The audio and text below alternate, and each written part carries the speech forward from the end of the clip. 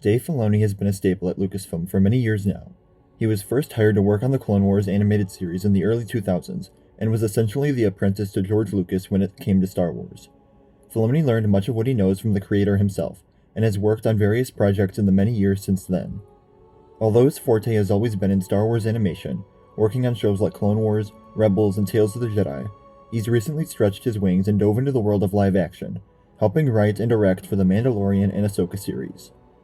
With the various Hollywood strikes now concluded, Filoni is among the many workers who can now be interviewed by outlets, sharing more information about the process behind shows and more about what's been going on behind the scenes.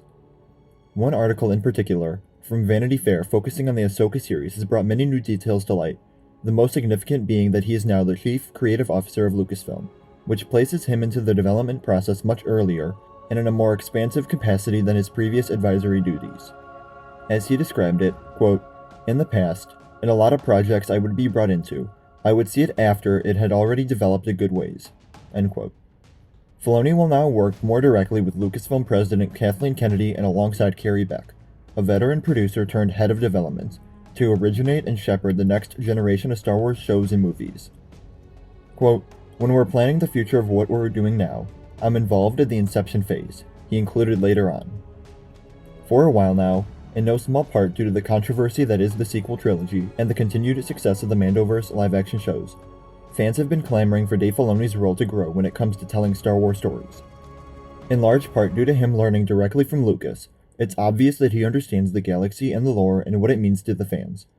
His directing hasn't always been without flaw, which is something to expect from a largely animated filmmaker transitioning to live action, and he has been criticized at times for leaning too heavily into the fan service, bringing a host of familiar characters every episode. But at the end of the day, he tells stories that expand the galaxy and are enjoyed by a large part of the fandom, which is no easy feat nowadays. This role as Chief Creative Officer fits him much better, in that it allows him to focus on the creative side of the franchise rather than the technical. Other writers and directors will be allowed to tell their stories in their own way, but Filoni will have an input on the way Star Wars moves forward from now on. In essence, he has become our version of Kevin Feige over at Marvel, overseeing many of the upcoming Star Wars projects and the way the larger story is heading. He's become the master now, who's trying to help others tell their stories and pass on what he learned from Lucas. The article also revealed that Filoni will still continue developing his own film, that is set to bridge the gap between Return of the Jedi and The Force Awakens, and tie all of these various live-action shows in the era together. He's also been exploring a possible second season of Ahsoka, something that seems more and more likely as time goes on.